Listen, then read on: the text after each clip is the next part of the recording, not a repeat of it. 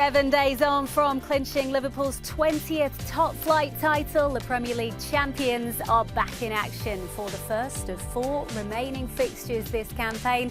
Chelsea, the opponents in the capital this afternoon, with Enzo Maresca's men chasing a place in next season's Champions League, of course. 3 wins for the Reds this month would see them break the 90-point barrier.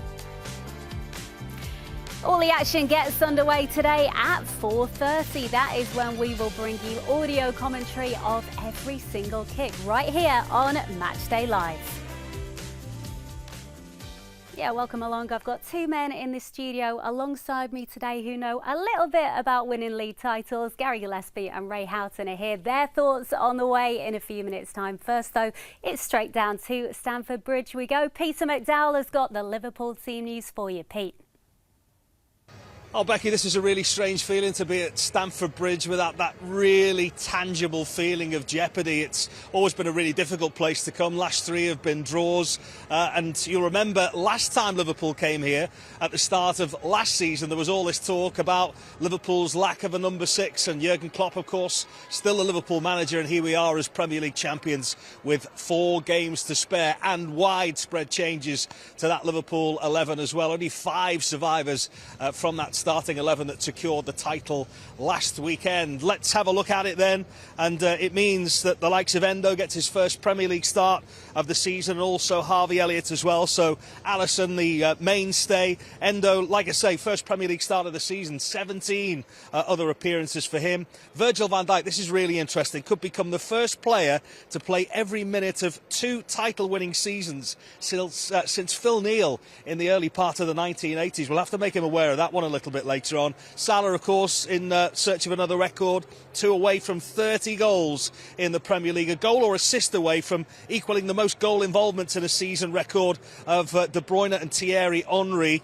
And Chelsea fans will be thinking today what might have been 19 appearances for them, of course. 5 goals in his last 19 games against Chelsea. A start for Curtis Jones and Cody Gakpo. Big day for Harvey Elliott, always is when he gets the chance to start a Premier League game. His first of the season. Diogo Jota, 3 away from 50 goals in the Premier League for Liverpool now. Costas Tsimikas, Trent Alexander-Arnold, and also a start for Jarell Quansah as well. So on the bench, it's mass experience just in case. Keller, the substitute goalkeeper. Robertson, who could make his 250th Premier League appearance for Liverpool here today. And then a cast of superstars, Diaz, Kanate, Szoboszlai made his debut here, as did McAllister at the start of last season, Nunez, Chiesa, and good to see Conor Bradley back in the squad as well, after missing that one with a slight knock last weekend. Let's bring in David Thompson, former Liverpool midfielder who's just about finished celebrating from last week. I think there were tears, weren't there? Celebrating last week and also celebrating eating that fly just off camera there. But, what a magical day. Unforgettable.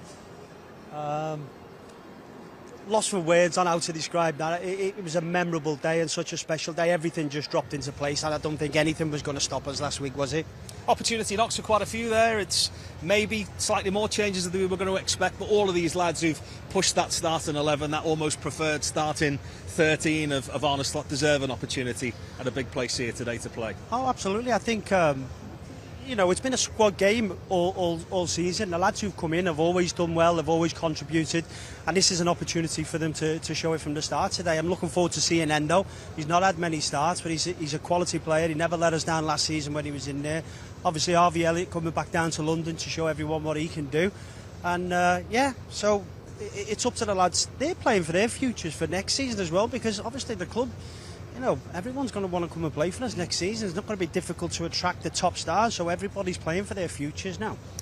Everybody watching this will have celebrated in their own way. We're not suggesting that might have come with a cold fizzy drink, but you know, footballers are very different. They were given Monday and Tuesday off, well deserved. Lots of them are back in the gym on Tuesday at AXA. That won't surprise you, will it? They're winners for a reason, and this game probably can't come soon enough for most of them. Oh, absolutely. I think, yeah, they're ultra professional nowadays, and you know, they've had that 2 days off. They're fully recovered now, and it is a great opportunity for them. But what better opportunity to come down to the bridge? But let's have it right. Chelsea need the points here. They're going to make it difficult. You know, obviously Brighton are winning at Newcastle as we speak, so you know, there's an opportunity here for Chelsea.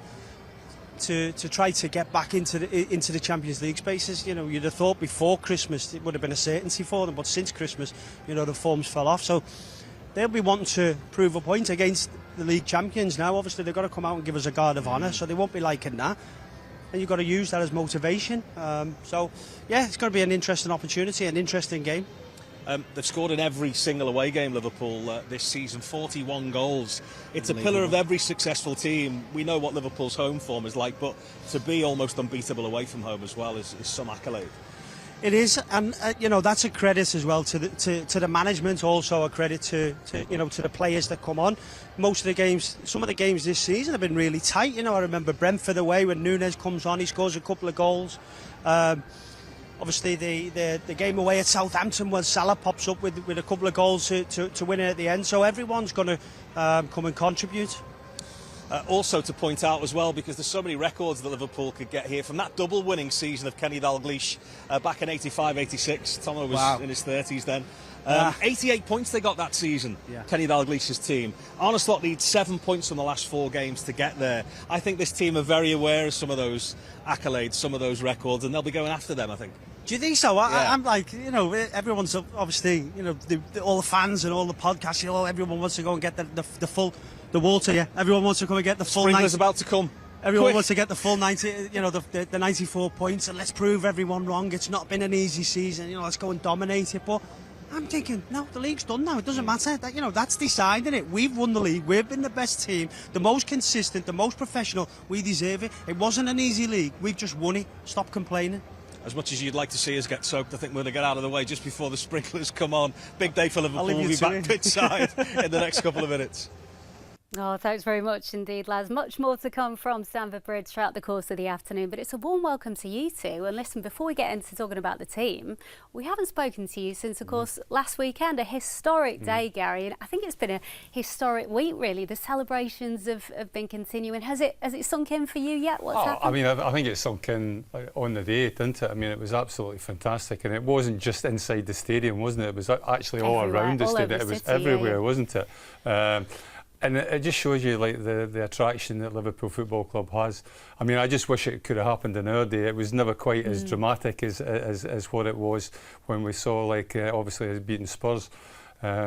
I felt a little bit sorry for Spurs because they were like lambs to the slaughter, basically, weren't they? Like, I think if you ever wanted to play a team to win, like the Premier League, perfect opposition it was in a way. Perfect opposition. With the way Spurs had, like, obviously the Europa League games as well. Like, so, no, but it's been a fantastic achievement. I don't think many people would have said at the beginning of the season Liverpool would have done exactly and achieved what they actually achieved. I always felt that they had it in them. I thought they were always capable of doing it. But to win it as easily as what they have won it has been fantastic, and they deserve absolutely all the credit they can get. Yeah, in terms of a footballing sense, because we're talking about the emotions behind it, but in terms of what Arne Slot has done, right, in his first season in charge, as Gary says as well, with 4 games to spare, I mean, it is the most phenomenal achievement that no one really would have predicted except maybe Gary, who had the Well, I've got to be honest with you, I thought Liverpool was going to have a big season. I said it at the start of last season, and it was because of the personnel that was left by Jurgen Klopp. I think Jurgen done a remarkable job in the last game of the season when it should have been about him and his legacy and what he'd done at Liverpool Football Club. But he changed it. He turned it and talked about Arne Slot and the new manager coming in and his role at the club and how he wanted the Liverpool public to get behind Arne like they did with him. And it proved that was exactly the case. I've got to be honest, I thought it was fitting last Sunday. I thought the performance was fitting of how Liverpool played all season. You know, people saying they were stumbling over the line. I wouldn't mind stumbling in the manner they did. I think they picked up 25, 26 points out of 30. So it showed you how consistent they were, even at the latter end of the season when there was a bit of more pressure on them to get the points to get the league title. But it was fitting in the sense that so many fans outside the ground who couldn't get in, but they wanted to share in that delight because 5 years earlier, when they won it during COVID, no one could get in the stadium. So that was why there was so many that wanted to be part of that very, very special day. He's done a remarkable job as manager. His backroom staff have been brilliant. From day one, the players have bought into what he wanted them to do. Some players have really flourished. You look at Gravenberch, who last season, you look at him, you're thinking, what type of player is he?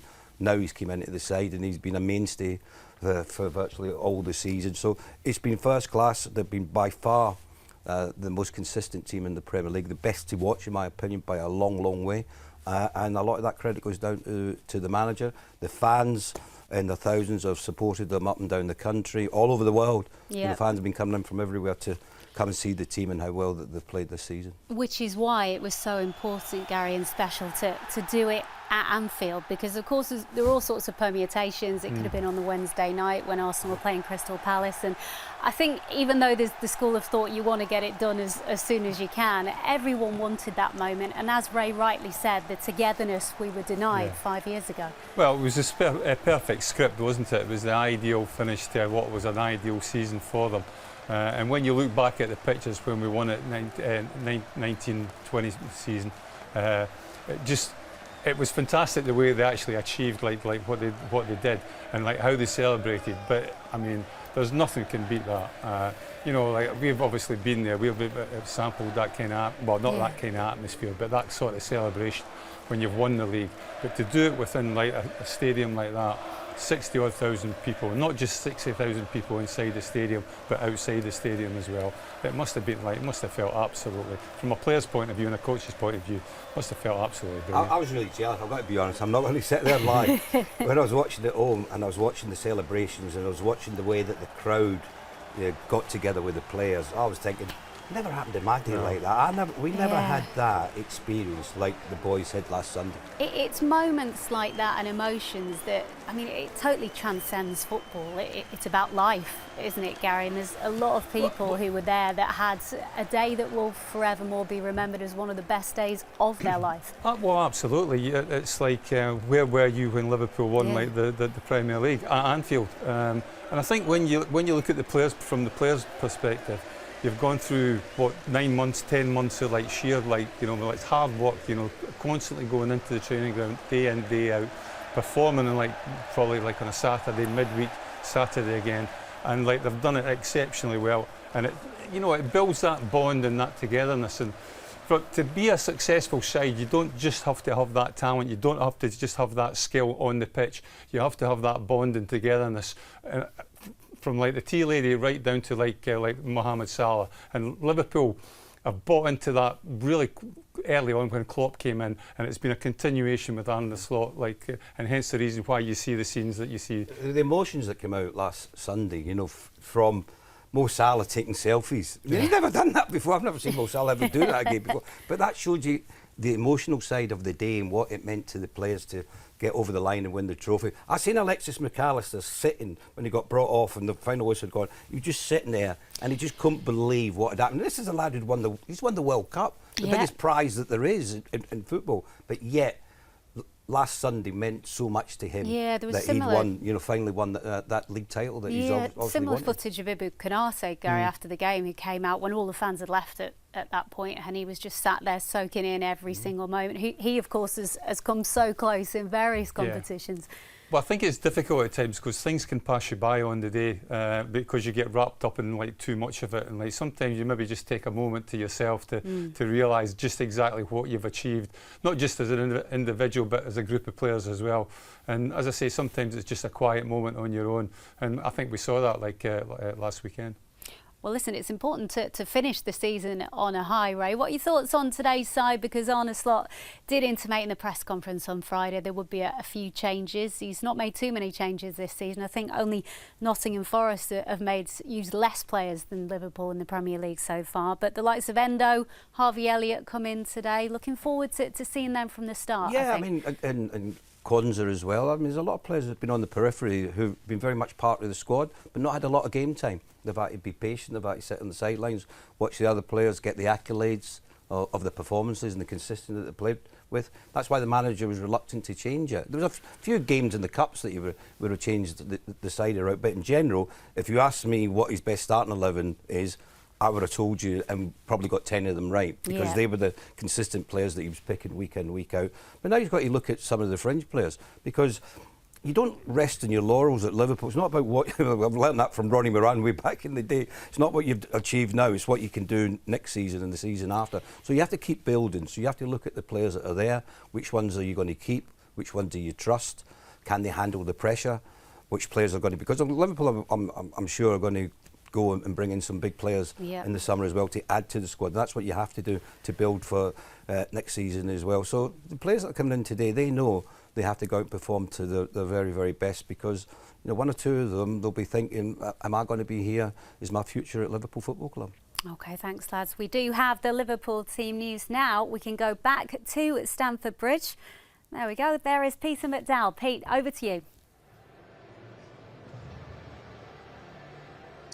Well, it's been billed, Becky, as a bit of a victory tour, this, for Liverpool now, but you would imagine Chelsea's tails would be up as well. That Europa Conference final almost secured now with the big win that they enjoyed during the week, and they also got to rest some key players, nurse some others that were struggling with injury as well. The big question marks were over the goalkeeper and Nkunku. The goalkeeper, Sanchez, is back in, and Nkunku is amongst the substitutes, so it's the identical Premier League 11 from last time out against Everton. Let's confirm that for you in full from Chelsea's perspective then, and it looks as though again that Caicedo will be asked to play at right back, so Chalobah and Colwill, the two centre-backs, Cucurella on the other side, Sanchez back in goal, and then Lavia, so extensively linked with Liverpool in moments gone by, is that holding midfield player alongside Fernandes. Neto and Madueke, the two wide players.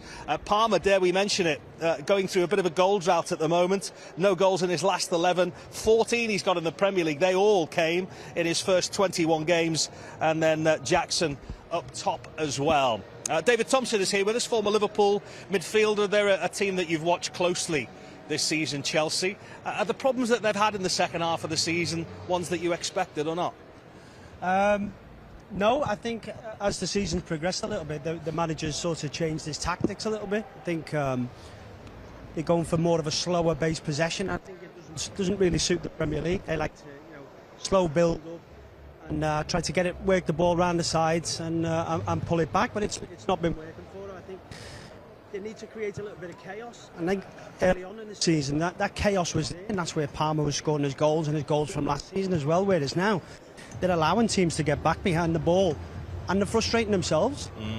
Frustration's probably a key word as well. I expected that the Chelsea fans that have come over would have been, after the week that Liverpool have had, desperate to get one over on Liverpool, but there's almost a feeling of resignation in here that the season's ebbed away. Europa Conference final is one thing, but they had much higher aspirations than that.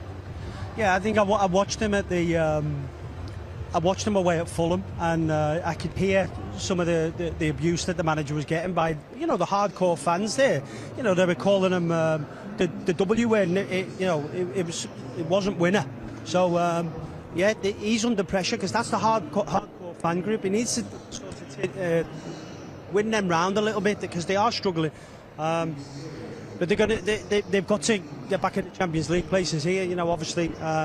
Brighton are winning that game, which helps them, so they'll be coming out here, they'll try to be getting on the front foot, they'll be trying to get that crowd behind them, and they'll be desperate to beat us, obviously the champions.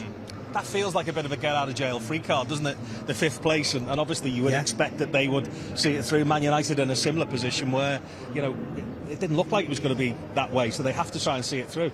Yeah, Chelsea had a really good side. They've got a deep squad as well. Anyone who they bring in, can come in and do a job. You've got the likes of Nkunku there. Is Nkunku on the bench today? There's one time he was linked with us. These are top players. He's just got to find a way how to get this. He's got to be a bit more adaptable. I think he's too stubborn. He's too unflexible in his approach. I think if you look at our gaffer, the way he's been over the season, he's been adaptable. He's been flexible. He's changed the system. He's deployed the system and the tactics in different ways. Particularly against Man City when we were away, we conceded the possession. We played the two number 10s, it worked. We come away with the 3 points. We did it again at Aston Villa. We nicked the point. That was an important point. Could have easily gone the other way. So, that's the contrast between the two managers here today. I think one's really stubborn and pragmatic. The other one's flexible and open to new ideas. And I think this manager, he's played most of his football, in Southern Europe. Sevilla, Palermo, Olympiacos. It's 40 degrees in the stadiums when they're playing, so it suits that slow football. The Premier League doesn't suit slow football. You need to create that bit of chaos, that bit of doubt in defenders' minds, and that comes with speed of pass and speed of play, speed of thought. So the more you slow teams down, you allowed him to get back there on the ball. You're just making it difficult for yourself. So he's got to learn to change a little bit if he's going to be successful in the Premier League. He got away with it in the Championship. This is the best league in the world, the toughest league in the world, the master tacticians. And I think that's where our manager deserves a lot of credit. You know, he has been absolutely genius this year in some of the tactics and the little substitutions that he's made. And I think we're witnessing here something special with this manager. And I think the boardroom need a bit of credit as well, because they plucked him out of nowhere, relative obscurity. All our aspirations for this year were just to get Champions League. We won the league with 5 games to go. We actually won it at a canter. You know, we got to a final, we were unlucky in the final, yeah, okay. We got to the quarter-final of the Champions League, we've been beat by the best team in Europe with pots of gold to spend on players, and they have done. So it's been a fantastic season, but next season's going to get better. And these players now, the lads that we're going to see today, they're playing for their futures, to be part of that, to be part of a dynasty going forward. It's funny, isn't it, when you look at Liverpool as very much the outlier, and you illustrate it so eloquently there, but 4 points between these two teams at Christmas, 22 between them now, and these are the questions that are going to be asked of this manager at the end of the season, is how did they get away from everybody, Liverpool? And it's because the star signing was the manager, Liverpool's new manager. Yeah, and I think his approach to games, obviously, everything what we just spoke about there, being adaptable and changing the tactics and deploying the tactics in a different way. This is what the Premier League needs. This is what it's all about. I tell you what, fair play for our manager to come in and recognise that in his first season. Not even like, he didn't even get like a trial under his belt, just go straight in there. And he's been ultra consistent, ultra professional all the way through. And like I said before, you know, I think we're witnessing something special here, like a coach in the maybe even the Cruyff bracket or the Arrigo Sacchi bracket. That's how highly I regard this manager right now. And it's a team, don't forget, that have won 22 points from losing positions, so should the odds go against them here today, not only have they got a brilliant bench they can bring on, but they nearly always find a way. Yeah, they're made of strong stuff, this Liverpool team. Time now to hear from the Premier League winning head coach. Arne Slot is, of course, the first Dutch boss to achieve the feat full stop, and he's the fourth in charge of Liverpool to win the title in his first season. He's been reflecting this week on what the last 7 days have been like. It's been amazing, especially Sunday. It was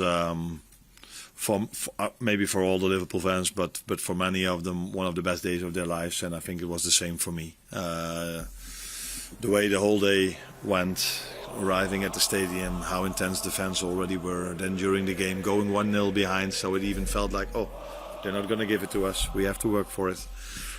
Scoring the goals, yeah, seeing how much it meant to the players, but also to the fans was, and for me, was really special to be part of.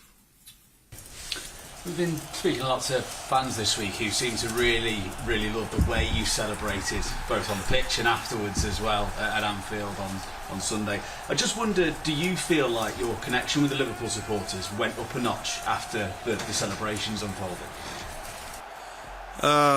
If that was still possible, because I from the first day I'm here, I feel that they support me and the team, but definitely me as well. Yeah, I think if you win something together, it's for the same with me, with the staff, with the team, with the fans, the players, with each other. It always goes up a notch, if that's what you say. When you win something together. It's a game of football, but even more if you win a trophy together. That always lifts you to a new dimension. Yeah. I think the main advantage of winning the league is that till now, if I spoke to players, new players that we wanted to bring in, I always told them that our fans are really special, that it's special to play at this club. I think that was maybe not even necessary to tell them in the past, but after Sunday, I don't think I ever have to tell anyone again how special our fans are, because that was unbelievable. Not only because of how much emotions there were, but them not coming onto the pitch. The amount of times I see teams winning the league and there's a pitch invasion, and after 2 minutes everyone is like, yeah, what are we doing here? Let's go inside. But they all stayed in the stands, the way you say it, and the celebrations were incredible.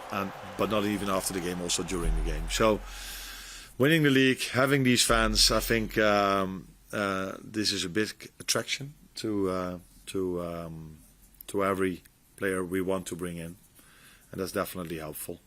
But if it's helpful that we won the league now already for next season, that is so hard to tell you.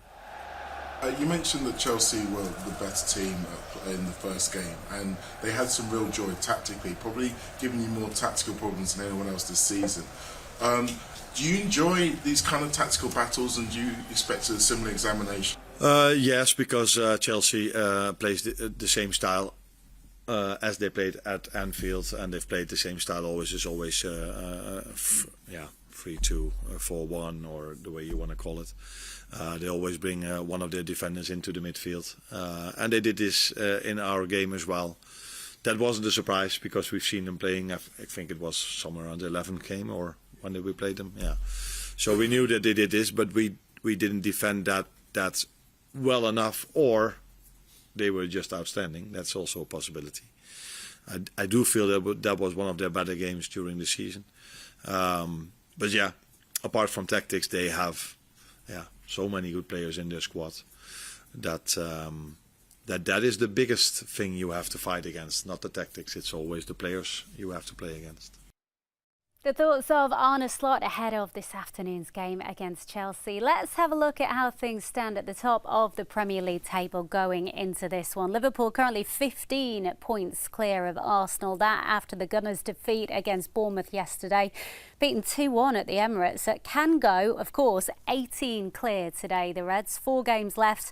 Arsenal, of course, just 3 games left for them. Still a chance. Liverpool could make history by getting the biggest ever winning margin in the Premier League. Take a look at this. Currently, Man City have got the record. They were 19 points clear of Manchester United back in 2017-2018. Jurgen Klopp's title winners not far behind, 18 points clear of City back in 2019-20. I mean, this has still got to be a fairly big motivating factor for them, I would have thought, Gary. I'm not 100% sure it is, to be quite honest with you. I think once you've won the league, yeah, you probably look at these stats. I'm not 100% convinced that every player does look at stats. I think it's a little bit different if you're Mo Salah and you're looking at goal scoring and assists and what have you. But from looking at that point of view, I don't think there'll be too many players that will look at that and think, well, we've got a chance to get this amount of points and like win the league by X amount of points. They've won the league. They've got the league championship medal in their back pocket, and I think that's all that really matters. But in saying that, every time that you play for Liverpool, you know that the opposition wants to play against Liverpool, and even more so now they'll want to beat the Premier League champions. So sometimes the game is dictated by your opposition, and Liverpool still got to go out there for 4 games, be very, very professional and try and get the results. It's interesting to see the corresponding fixtures against the 4 teams that we've got left remaining.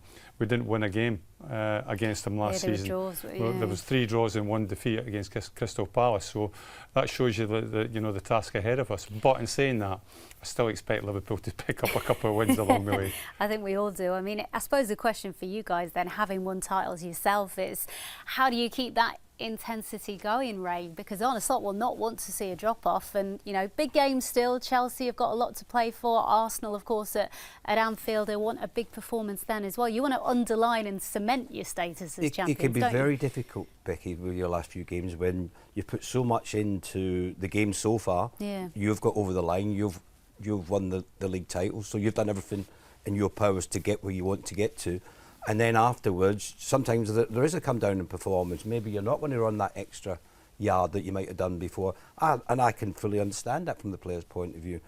It's about winning your 20th title. That's what they went from day one when they come back from pre-season to where they were last Sunday against Tottenham Hotspur. That's what they wanted to do, and they've done it.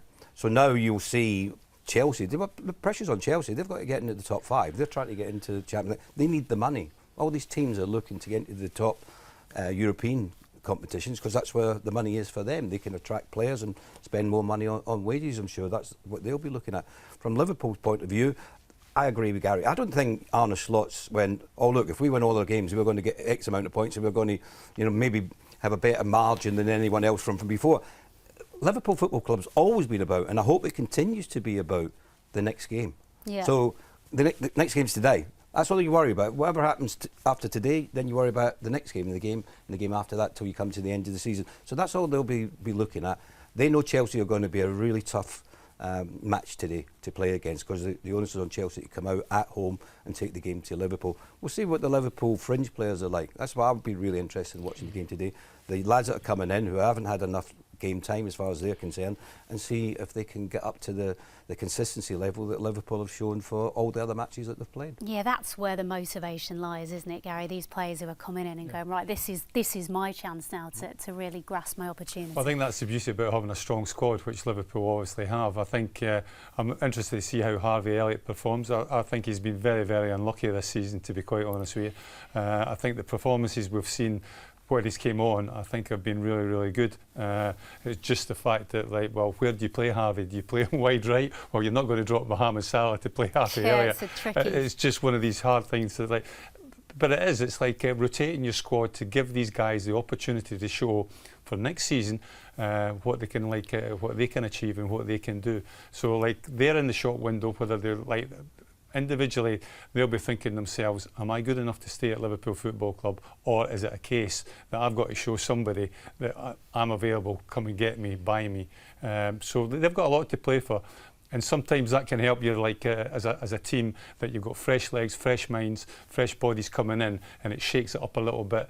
And hence the reason why, like Ray is absolutely 100% right, the motivation is sometimes really, really difficult. But the motivation for these players is not so difficult, because they've got something to prove. Yeah, just on Harvey, over 1,300 Premier League minutes for him last season, Ray. This season, he's had less than 200. He will be so hungry for this afternoon. Yeah, he'll be disappointed with the minutes that he's had this season, but he has had an impact. Whenever he's come on as a substitute, you always know that he's going to do something in the game. It's just that the manager has a team in mind that he's going to play virtually week in, week out. And that's where the consistency comes from. If you're looking at the two sides playing today, you look at Chelsea. Chelsea have got a really good squad of players. They've got a good depth to the squad. But in my opinion, the manager doesn't know his best 11. He's changed it around because he's looking for results. I think Peter and Tomo were talking about Christmas time. There was only 4 points between the two teams. Why have Liverpool gone in one direction and Chelsea haven't matched them? It comes down to consistency of team selection. Maresca's, he's moved. Look at his back four again today. You've got Caicedo as a midfielder playing at right back. That might be because there's one or two injuries. But he's changed it around so often, and that comes down to because you don't trust your starting 11 week in, week out to be the side that's going to get you the points. That's what I've seen when I watch Chelsea. There's just not been enough consistency in the play. Yeah, more Chelsea chat to come a little bit later on in the show. Just on Liverpool, have a look at this in terms of points per game, because time will tell how the season finishes. But as things stand, this Liverpool side, the fourth best points per game ratio since 3 points for a win came in. That was back in 1981. They're coming in slightly better than your great side of 87-88, but you did seal the title with 4 games to spare and drew 3 of your last 4, so maybe we should look at the ratio a little bit differently later. Yeah, no, but look, what it shows is, for me looking at that, is that this Liverpool squad have been so focused from day one on being the best, and they have been the best by quite a margin. When you look at all the metrics, they've won 25 games. Next best, Newcastle with 19. That's nearly 25% win percentage ratio better than the next best team. They've scored 80 goals. And if you look at who's next, I think it's Man City, is it, with 67 or thereabouts? That shows you how dominant they've been. It's only Arsenal have conceded fewer goals, that's it. But every other aspect of it, fewest defeats in the league, Liverpool. That's where they've been so consistent throughout, and it comes down to the belief of the manager. I was fortunate at the start of the season when they had the double header against Sevilla and Las Palmas. I sat behind him when it was the stadium was empty, listened to him, the way he spoke to his players, the way that he was directing them. And this is the early part of the season. This is before the ball's even been kicked, in the league itself.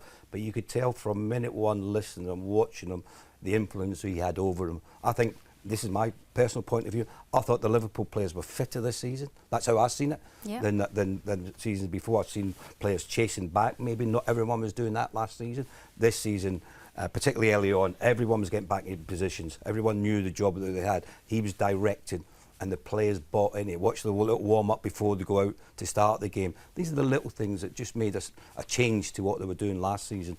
And that 2%, 3%, 4%, that can be the difference from maybe not doing as well last season and doing much better this. Well, while we've got both of you, let's have a little trip down memory lane, because of course people will remember it was also a home match against Tottenham back in 1988 that secured the title that season. Liverpool's 17th title it was at the time. Peter Beardsley here with the only goal of the game. Both of you in the starting lineup that day. Gary, do you remember an awful lot about that afternoon? Not really, no, to be quite honest with you. I can tell from your face. I just Ray got an assist there. He passed it to Peter Beardsley, and Peter scored, so you get an assist for that. So no, but I mean, I think I said this under Jurgen Klopp, that team that we played in, we had similar to the likes of Klopp, when you had your three forwards, you had Aldo, you had Peter Beardsley, and you had John Barnes, three players at the top end of the pitch that could really make a difference. Whereas when you look at the team at this moment in time, we've got Salah, we've got Diogo Jota or Luis Diaz and Gakpo up front. Again, players that can make a difference. And all credit to Diaz and Gakpo, because they stood up this season, scored an awful lot more goals than what we saw from last season. But these guys that are in positions like that make the difference in games, and just we just run about behind them and do a little bit. Being very modest there. But, we were assisters of goals, not the ones that scored the goals. We didn't get there.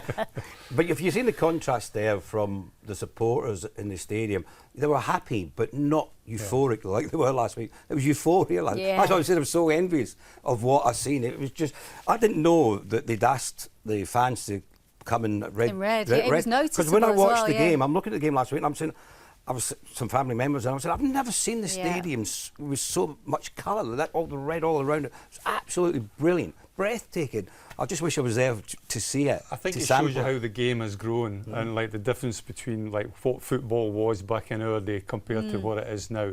And you have to remember as well, back in that stretch, 87, 88, Liverpool were the dominant force. We were winning the league on a regular basis.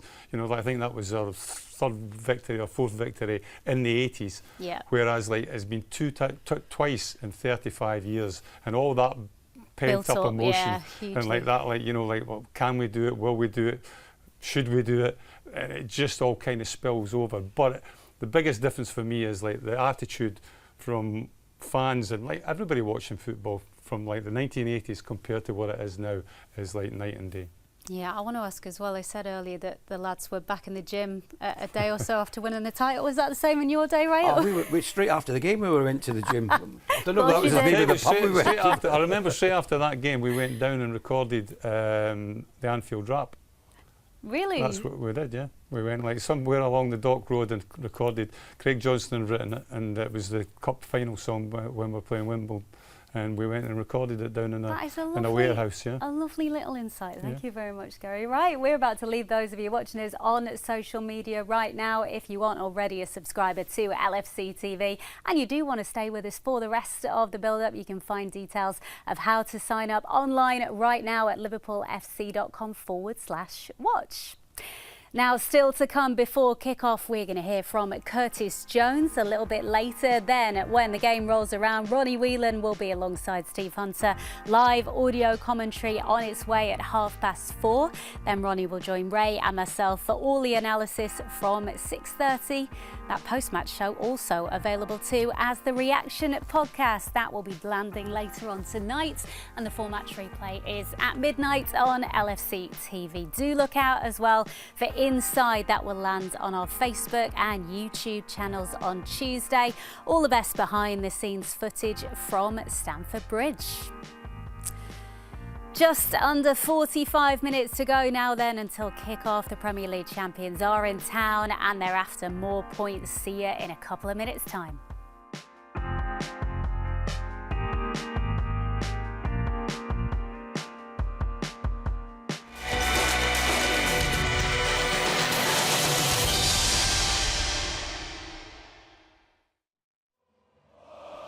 Rebuilding that perch, and today is the day that Liverpool can finally make it